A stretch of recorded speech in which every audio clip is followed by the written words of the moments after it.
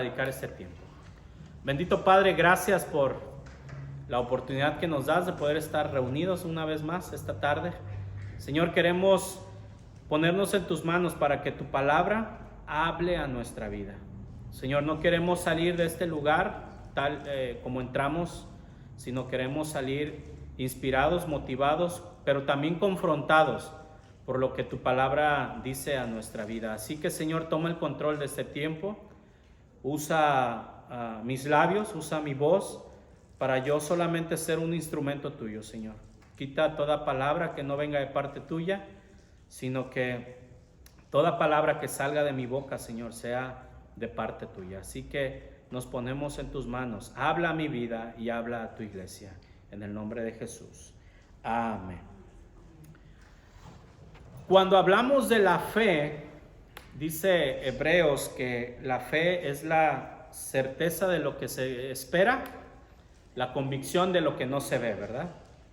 Entonces, la fe, en palabras más fáciles, es que estoy seguro que va a venir, estoy seguro que va a llegar aquello que anhelo o aquello que estoy esperando, y aunque no lo veo, ¿sí? No lo vemos, no lo podemos mirar, sabemos que ahí está. Y que en cualquier momento puede llegar. Es como cuando, no sé si ahora usted ha pedido un paquete, por ejemplo, en Amazon, y está uno, y dijeron que llegaba el jueves, ¿verdad? Y ahí está el jueves, todo el día esperando, y a ver, y ya llegó, y se oye un ruido afuera y se asoma, y no llega, y no era, y esto. Ahora con Amazon precisamente uno ya puede rastrear ahí dónde viene y a qué hora va a llegar más o menos. Entonces ya se preocupa uno menos, dice antes de las 8. Y me dice Ana, mi hija chiquita, dice, papi, antes de las 8 pueden ser las 2 de la tarde.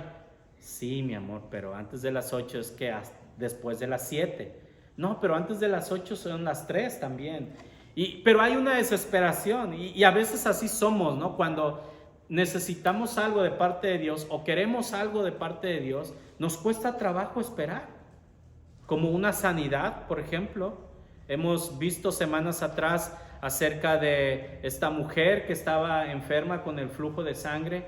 ¿Cuánto tiempo había estado así? ¿Se acuerda? 12 años. ¿Cuántos de nosotros nos hubiéramos rendido?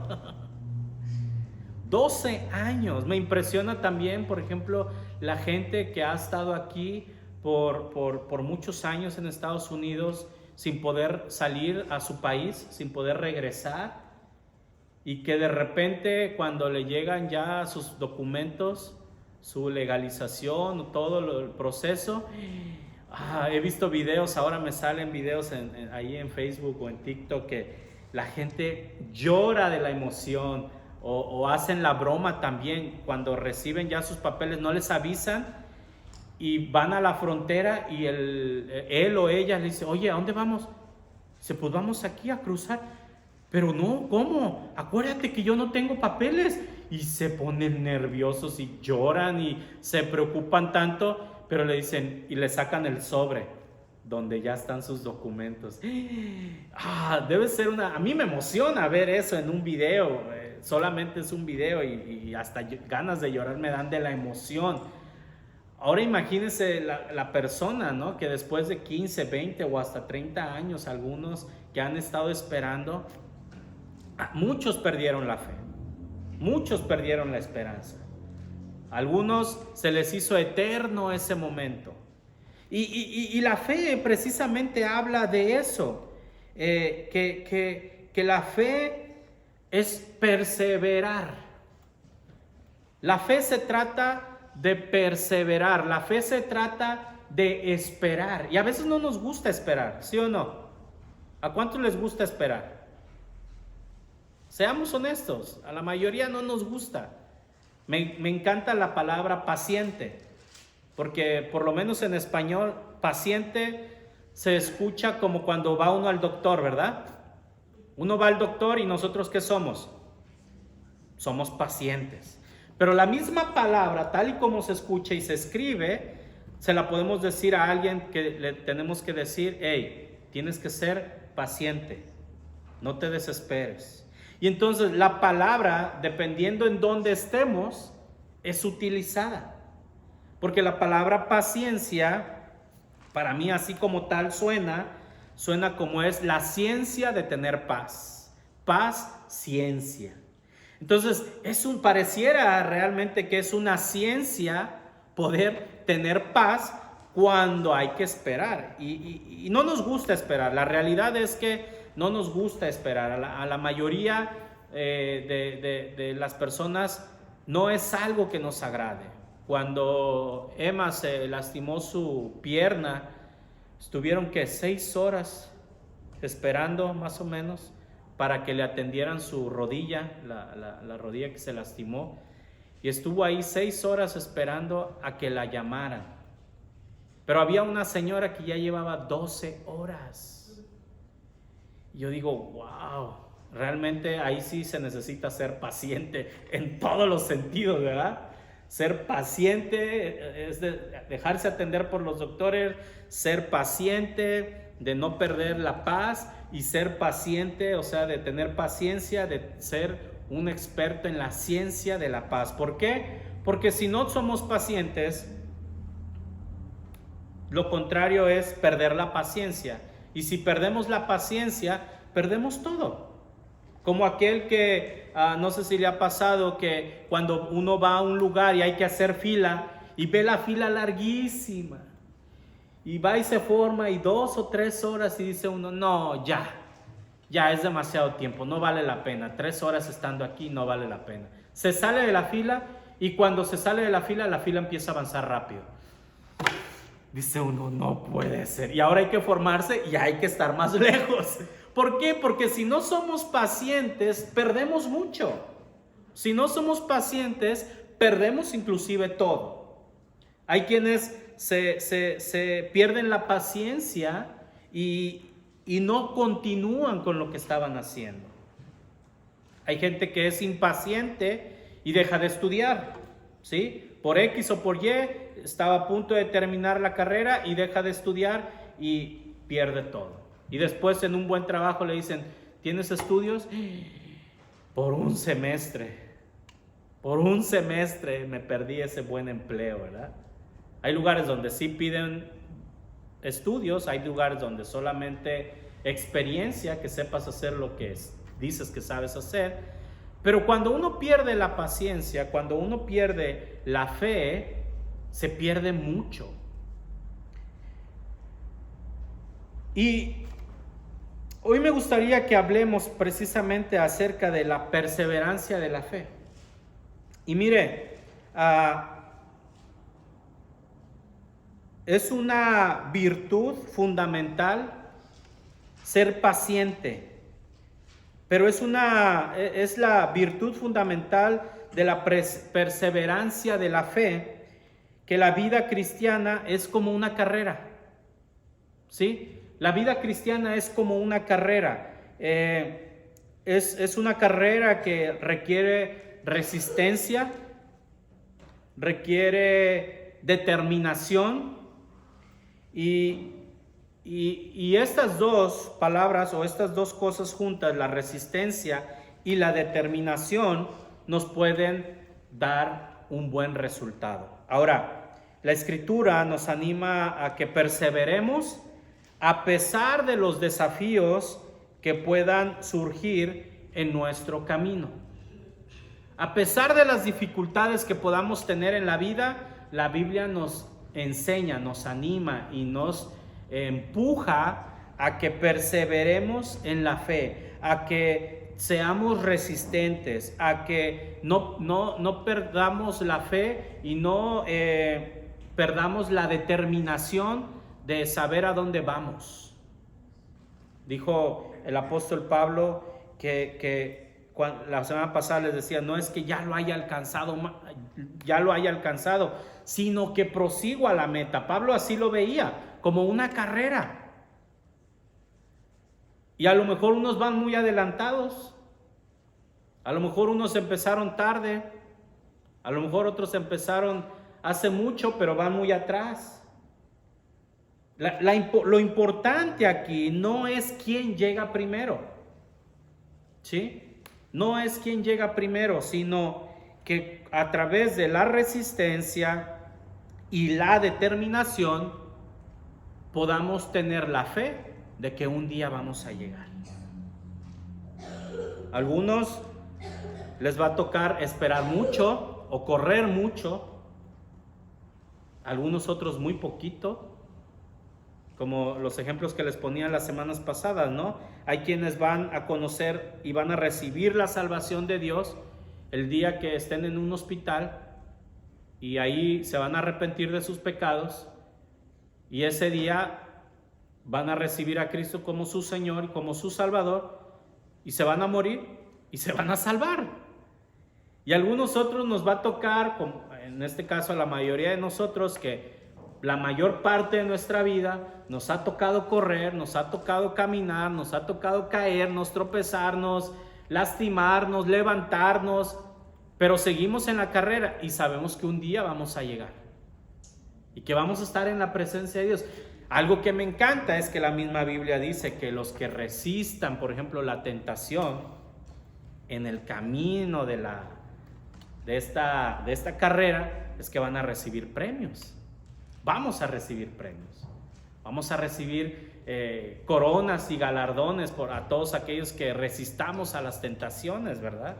Y es algo maravilloso. A lo mejor de repente nos vamos a ver llenos de premios, y va a haber gente que no va a tener muchos premios porque no tuvo la oportunidad de poder resistir tantas tentaciones, sino que el día que recibió a Cristo en su corazón y se entregó totalmente a Cristo, ese mismo día murió y no tuvo la oportunidad de correr esa carrera. Sin embargo, comencemos recordando las palabras del apóstol Pablo, que es lo que les decía ahorita en Filipenses 3:14. Si quiere ir a Filipenses 3:14, él dijo: sigo avanzando hacia la meta para obtener el premio que Dios ofrece mediante su llamado celestial en Cristo Jesús. ¿Sí? Es en otra versión, pero dice, Filipenses 3:14, sigo avanzando hacia la meta para obtener el premio que Dios ofrece mediante su llamado. Es decir, Pablo estaba completamente seguro de que él iba a recibir un premio por haber aguantado esa carrera, por haber resistido el llamado para el cual Dios lo llamó, valga la redundancia. Pero Pablo estaba completamente seguro que él tenía que continuar. Y Pablo no tuvo una vida fácil, ¿o sí?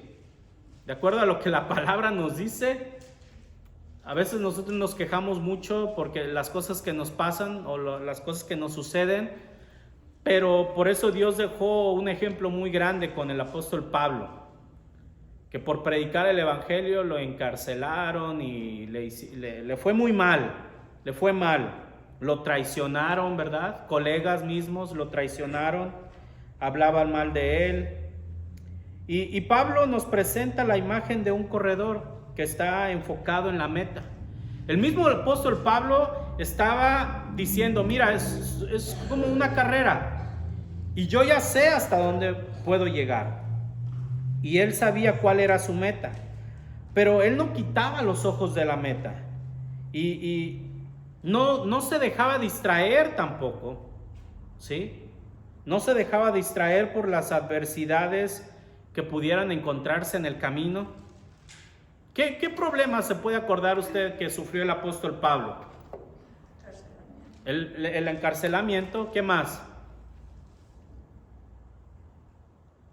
Enfermedades, persecución. Imagínate qué feo es andar huyendo, ¿no? O sea, azotes. Ajá, estaba en la cárcel. ¿Qué otra dificultad? La salud, la cárcel. ¿Le fue bien? Si vemos de su vida antes de Cristo para atrás, él era el que mataba a los cristianos. Y no se cuenta nada difícil de él, de su pasado, ¿se fija? Solo se dice que él era alguien que se encargaba de matar a los cristianos. De hecho, él mismo después lo menciona, que él estuvo cuando apedrearon a Esteban. Seguramente él dio la orden con una mirada, como alguien supervisando, dio la orden de que mataran a Esteban. Pero la Biblia no nos habla mucho de su pasado, sino que comienza a hablarnos a partir de su vida en Cristo y de las dificultades que comenzaron a venir. La gente lo criticaba, lo juzgaba, los de la iglesia, ¿sí? Algunos, y en Corintio, por ejemplo, que mismo Pablo les dice que él mismo ha trabajado para obtener, y lo poco que ha recibido, y les es claro, ustedes me han dado muy poco, es así como para que ustedes se crean mucho de que me han mantenido. No, porque yo sé ganarme el dinero. Cuando les dice, sé vivir en la escasez y sé vivir en abundancia también. Entonces, mucho apoyo económico de la gente no lo tenía tampoco. Tenía que él solventar sus gastos. Traiciones, ¿verdad? También sufrió traiciones. Y entonces, con todo esto, es bien complicado dejar nuestros ojos en la meta. ¿Y cuál es la meta? Bueno, la Biblia, según la Biblia, dice que la meta es Cristo.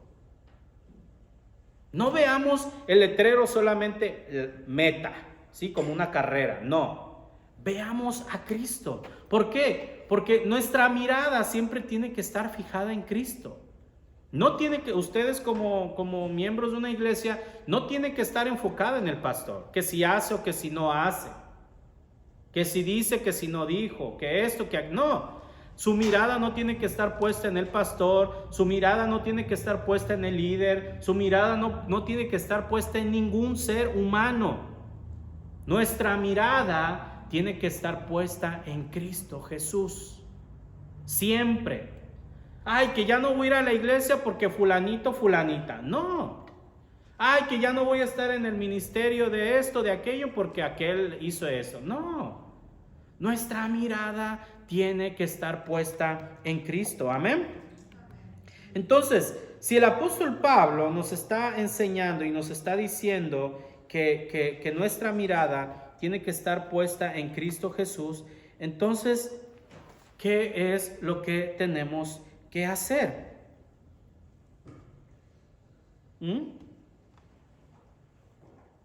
Tenemos que permanecer con nuestra mirada en Cristo. Siempre, siempre, que nuestra mirada siempre esté en Cristo. Amén. Ahora, ¿qué pasaría o qué pasa si nuestra mirada la quitamos de Cristo? ¿Qué creen que pueda suceder? Tenemos responsabilidad porque dice, ay, por quién vengan los tropiezos. Ok. ¿Verdad? También podemos ser piedra de tropiezo. Ok, exactamente. Podemos ser piedras de tropiezo, ¿verdad? Pero ¿qué dice la hermana? Que hay responsabilidad. Ahora, tenemos que ser responsables de nuestros propios actos. Porque si quitamos nuestra mirada de Jesús, ¿qué es lo que puede suceder? Le vamos a echar la culpa a otros. ¿Qué le pasó a Pedro cuando estaba andando sobre el mar, quizás? Ajá, ok. Quitó la vista a Jesús y empezó a hundirse. Y empezó a hundirse, ¿verdad? Ahora, ¿de quién fue la culpa? ¿De los demás discípulos? Fue de Pedro. Y el problema del humano es que normalmente tendemos a echarle la culpa a otros.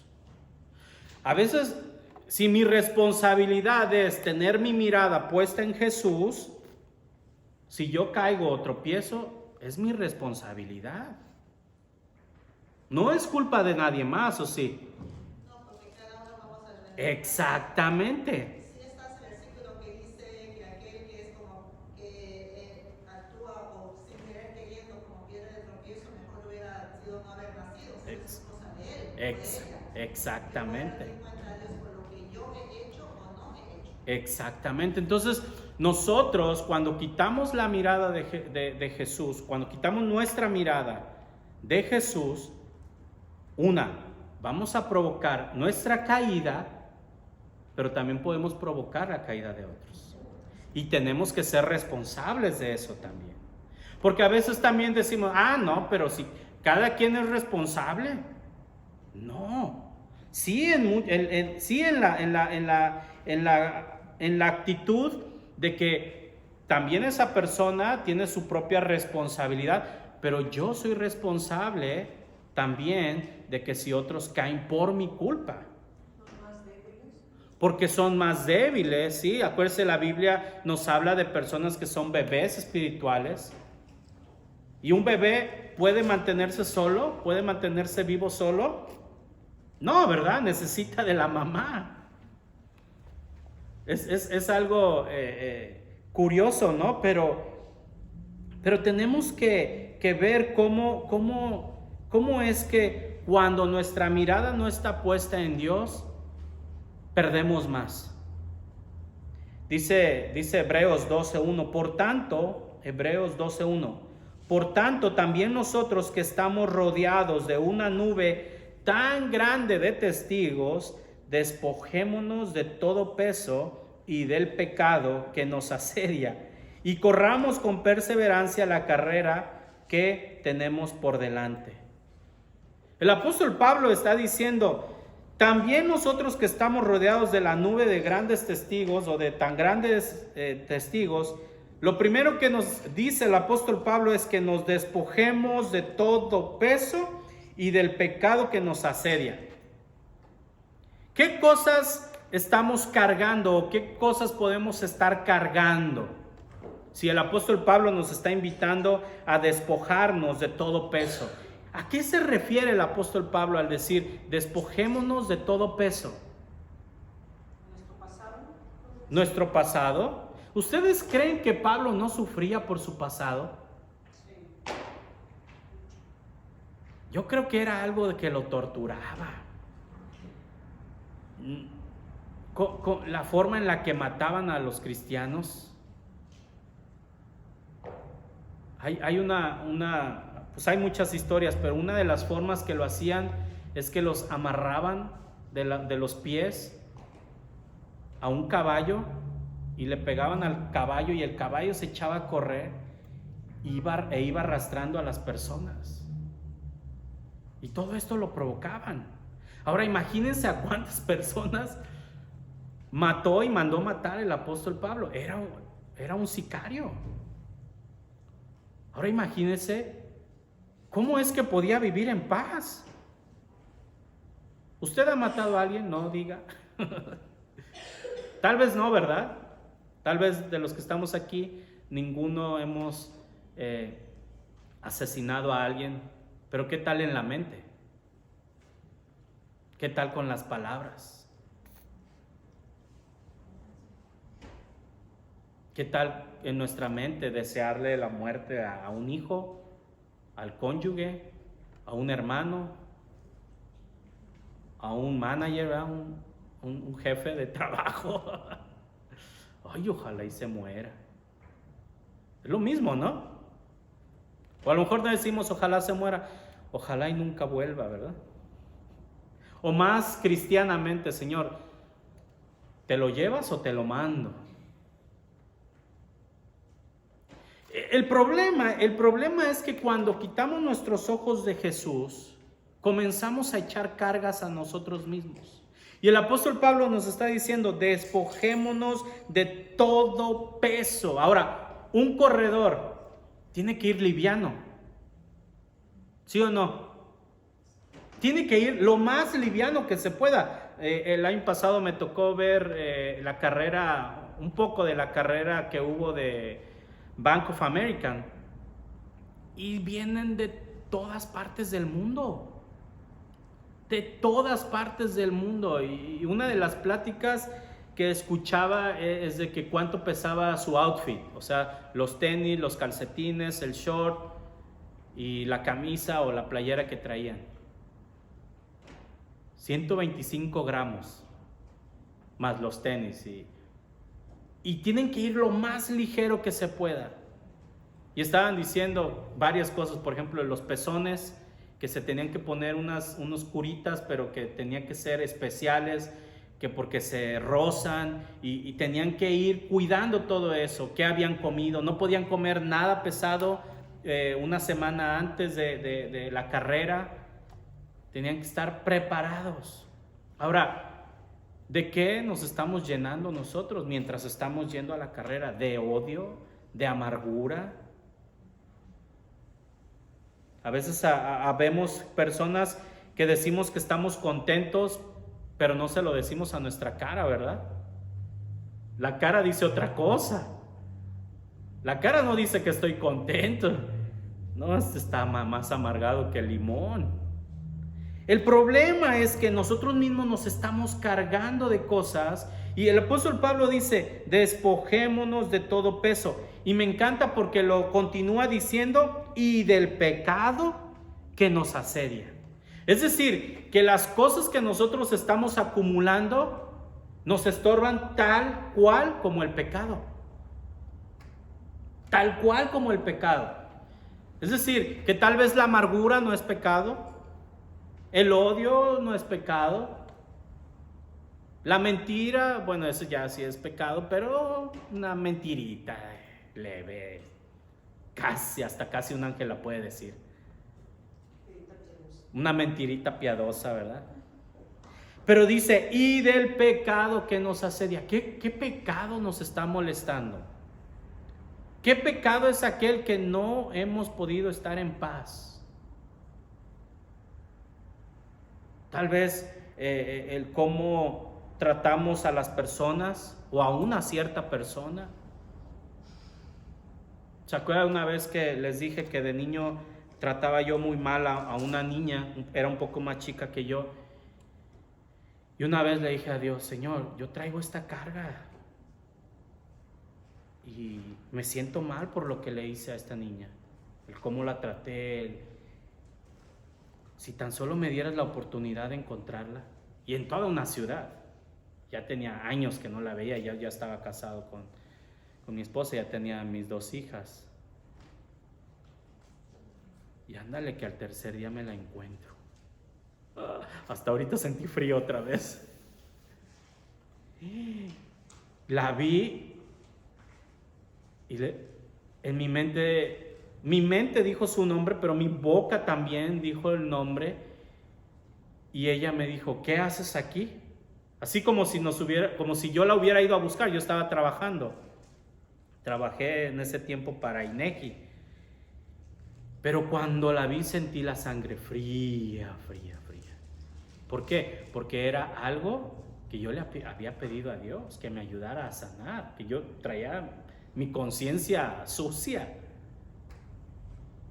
Y cuando la encontré, dije: ay, Señor, perdóname. No le tuve que decir nada a ella, no le pude pedir perdón, no pude ni hablarle. Pero entonces dije: ok, Señor, si era algo que me asediaba, si era algo que yo traía, que yo necesitaba sanar. Era algo que yo necesitaba sacar y entender que me estaba haciendo daño. Entonces, ¿qué cosas de nuestro pasado nos están lastimando, nos están asediando, las estamos cargando? Vamos aquí con nuestra mirada en Jesús, pero seguimos arrastrando cosas de la vida que hicimos, que nos hicieron. Tal vez no hemos podido perdonar a alguien que nos traicionó, que nos lastimó, que nos ofendió, y ahí lo traemos arrastrando. Pero tal vez hicimos cosas malas y también un pecado que hicimos, que cometimos, y que a lo mejor hasta alguien nos dijo: no, eso ya ni Dios te perdona. O tal vez nos dijeron: o que te perdone Dios porque yo no. ¿Has escuchado esa frase?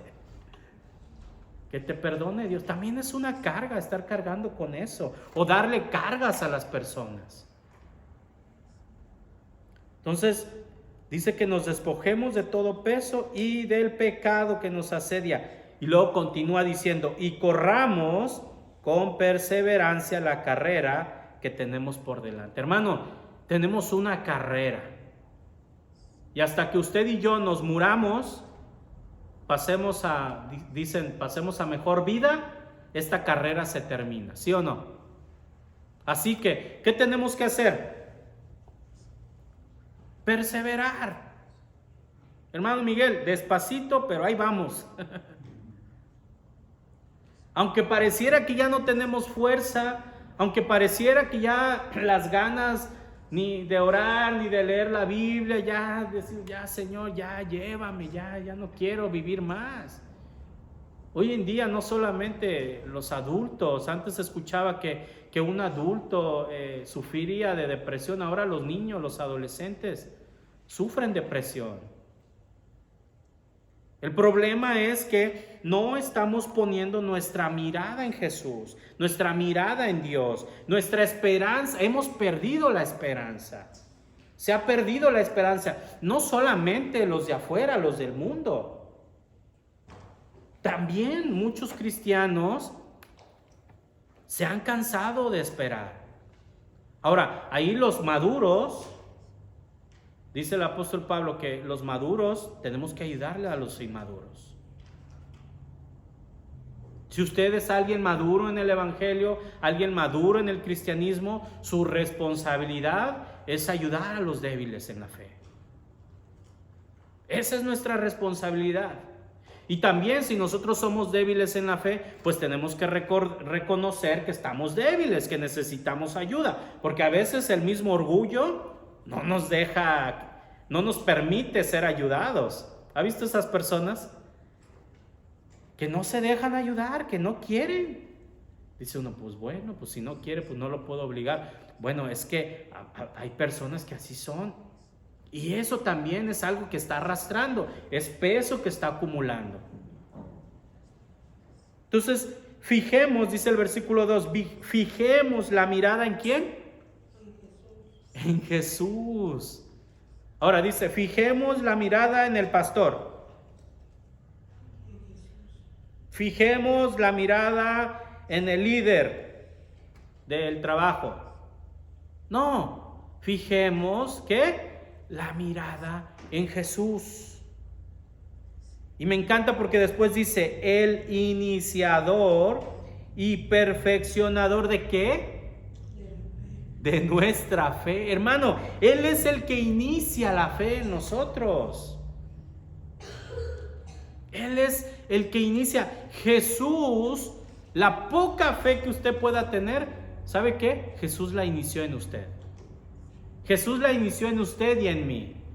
La poca fe que pueda haber buena dentro de usted, Jesús la inició. Porque dice, el iniciador y perfeccionador de nuestra fe. Así que hermano, la fe que usted tiene, la fe que tenemos usted y yo, no es cualquier tipo de fe. Es una fe que ha sido puesta por Jesús ahí. Entonces, ¿no es eso algo maravilloso? ¿No es eso algo grandioso? Que a lo mejor mi fe humana, mis fuerzas humanas, mi corrupción ha quitado toda la fe en Dios. Pero la poquita fe que hay, ¿qué cree? La inició Jesús. Así que ese es un gran motivo para no rendirnos. Ese es un gran motivo para no cansarnos. Eso es un gran motivo para no decir, ya no quiero nada con esta vida, ya no quiero nada con esta mujer, con este hombre, ya. No nos rindamos, porque esa poquita de fe que hay ahí, tal vez no es de usted. Tal vez usted ni la provocó. ¿Sabe quién la inició? Jesús. Ahora, Jesús es Dios. Es la representación humana de Dios mismo, ¿verdad? Ahora, ¿Dios hace cosas malas? ¿Dios hace o inicia cosas malas? ¿Y si inició la fe en nosotros, lo inició mal? No, entonces lo que inició en nosotros es bueno. Amén. Lo que Jesús inició ya en nosotros es bueno. Ahora, no solamente lo inició, no solamente lo comenzó, no solamente fue el que puso esa poquita de fe en nosotros, si queremos pensar que es poquita, porque yo creo que es mucha. Pero si esa poquita de fe que en mi mente no cabe, no solamente la inició Jesús, sino que la perfeccionó. Ahora, ¿cómo es algo perfecto?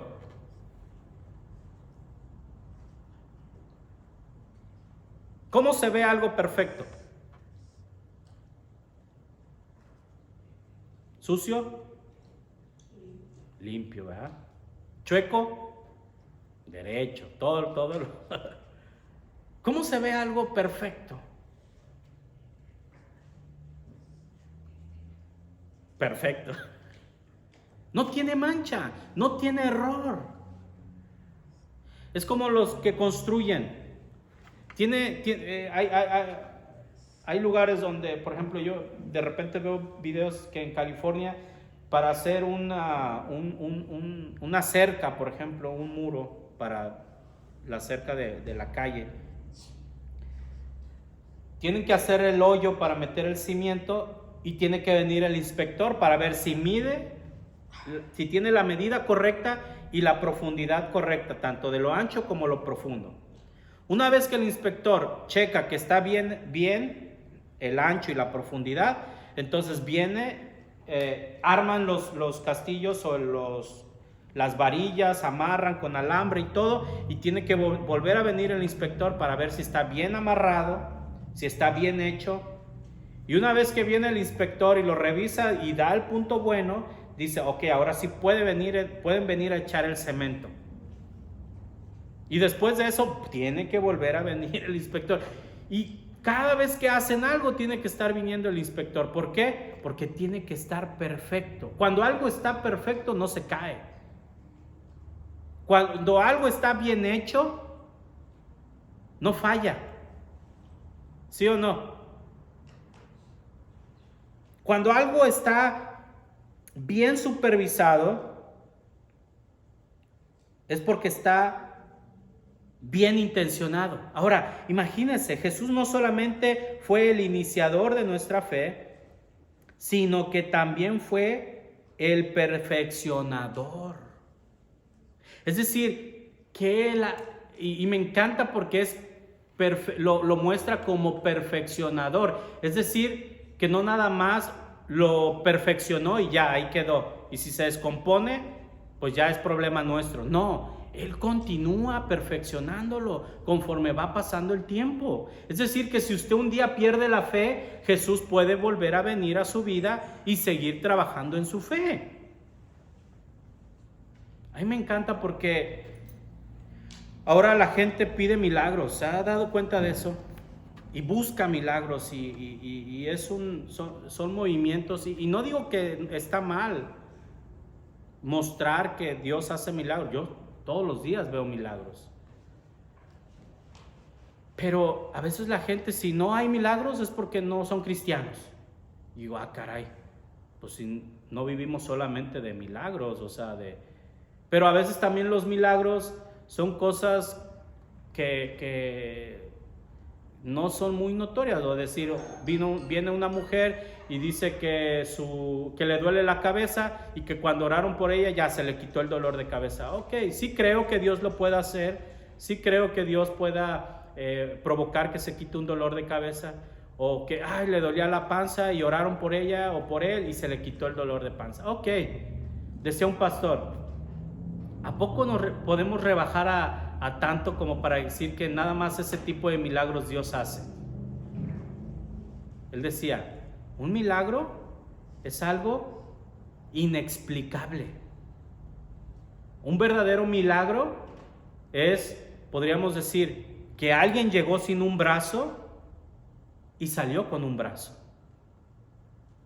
Porque ahora la gente, inclusive la ciencia ya dice, es un milagro que nació el bebé. A ver. ¿Cómo que fue? ¿Cuántos bebés nacen al día? Miles. ¿Usted cree que eso es un milagro, que un bebé nazca? Honestamente, para mí no es un milagro. Y a lo mejor que tenía la mamá preeclampsia, o que tenía esto y que tenía que aquello y se dificultó. Todos los días nacen bebés y se mueren. Para mí, honestamente, y no quiero ser cruel y eso, pero para mí, un milagro es alguien que no tenía una pierna y le salió una pierna. Que no tenía un brazo y le salió un brazo. ¿No hacía eso Jesús? Era ciego de nacimiento y recibió la vista. era cojo y pudo caminar. No había comida para miles de personas y comieron todos y sobró comida. Eso es un milagro. Hoy la iglesia ha rebajado a un milagro. Ay, me duele la panza, por favor, oren por mí. Se me quitó. Un milagro. Sí, así como que, ok, está bien, lo paso, pero si se hubiera tomado, dijera mi mamá o mi abuelita, no, tómate un sidral, un agua, un refresco de manzana y se te quita. O dale poquita coquita para que erupte, dice mi abuela, y se le quita.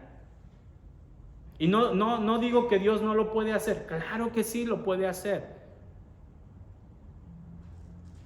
El problema es que a veces nosotros mismos nos estamos limitando. Y sabe, ese ha sido uno de los problemas de la fe. Que hemos dejado de creer. Que hemos rebajado tanto la fe que ahora nos conformamos con que Dios me quitó un dolor de cabeza. Y ya, oh, wow, las maravillas que Dios hace. Sí lo creo, pero ¿no es Dios capaz de hacer más que eso? ¿No cree usted? ¿No cree usted que Dios es capaz de hacer que a alguien le crezca un brazo? El problema es que nuestra fe ya no está capacitada para ese nivel. Y me cuento a mí mismo. A veces digo, no se va a poder, ¿no? Ay, no, ya esta persona ya. Solo un milagro. Y nunca llega el milagro porque ni siquiera yo soy capaz de activarlo, de hacerlo funcionar.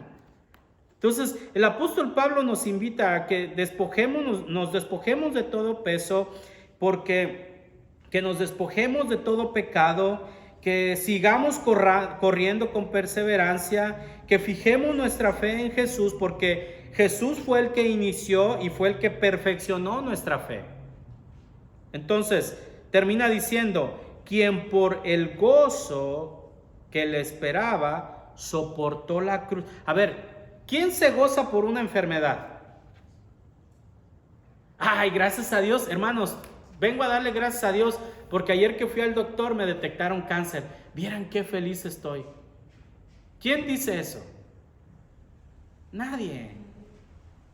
Ay, gracias a Dios porque fui al doctor y tengo una enfermedad que es incurable y mis huesos se van a empezar a torcer y voy a ir perdiendo la fuerza en mis músculos y bueno, estoy muy contento y le doy gracias a Dios porque eso me está pasando. ¿Eso hacemos? No, ¿verdad? Pero Jesús sí lo hizo. Dice el apóstol Pablo que quien por el gozo que le esperaba, a ver, ¿cuál gozo? Humanamente, ¿es un gozo? ¿Sería un gozo ir a la cruz? Humanamente. Claro que no. Todos le tenían miedo a la cruz. No, Jesús no fue el único crucificado, ¿sabía? Hubo mucha más gente antes y después que los crucificaron. Pero ¿sabe la diferencia? Es que todos aquellos sí lo merecían. Todos aquellos sí lo merecían, excepto Jesús. ¿Qué hizo de malo Jesús? Nada. ¿Y sabe qué? Aún así aceptó. Dijo, ok, si hay que morir en la cruz por salvar a todos estos pecadores, yo voy. Padre, gracias, porque me estás dando la oportunidad de morir por todos estos pecadores.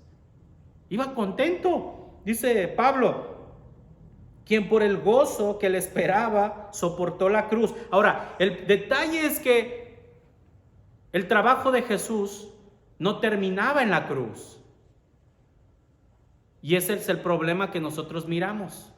Que cuando viene una enfermedad a nuestra vida, nos acongojamos, nos preocupamos, hacemos todo un drama. ¿Por qué? Porque creemos que la vida se termina cuando morimos.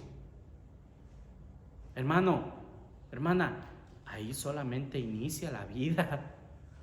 Ahí es donde verdaderamente está iniciando la vida. Porque va a ser una vida eterna. Dice que quien por el gozo que le esperaba soportó la cruz, menospreciando la vergüenza que ella significaba. Era de lo peor a quien lo crucificaba. Se hablaba de lo peor de esas personas. Y ahora está sentado, ¿en dónde? A la derecha del trono de Dios, ¿verdad? A la diestra del Padre. Ahora, estar a la diestra del Padre, para nosotros es como, es mi mano derecha. ¿Alguna vez usted ha sido mano derecha de alguien? Hace más de lo que hace el patrón, ¿sí o no? O el dueño. Pero a ese mano derecha, tanto lo respetan como lo odian, ¿sí o no? Es una persona que se le respeta, pero también hay personas que lo odian. Pero es un lugar privilegiado. No cualquiera es mano derecha, ¿sabía? No cualquiera se le da ese puesto. ¿A quién se le pudiera dar un puesto de mano derecha? ¿A quién cree? ¿A un ratero? Bueno, los políticos sí lo hacen, ¿verdad? Pero eso es otro tema. ¿A un secuestrador? Bueno, es mano derecha de los secuestradores, ¿verdad? Pero para bien no. A ver, el problema es que se ha estado distorsionando todo esto bueno. Ahora, usted y yo estamos corriendo a esa meta. ¿Sabe para qué? Para un día estar a la diestra del Padre, donde está el mismo Jesús. Hermano, usted y yo nos estamos preparando para un día estar allí mismo. ¿No es eso maravilloso? Por eso no nos debemos de quejar, ni acongojar, ni preocupar, ni lamentar, ni llorar lo que nos está sucediendo ahorita. Al contrario, decir, Señor, gracias porque cada día me acerco más a ti. ¿Se acuerda de ese himno? Cerca, más cerca, oh Dios de ti. Dicen que es el de los que manejan rápido, ¿eh? Ya cuando va a 120 millas por hora, ahora sí hay que cantar eso, cerca, más cerca, oh Dios de ti, ¿verdad?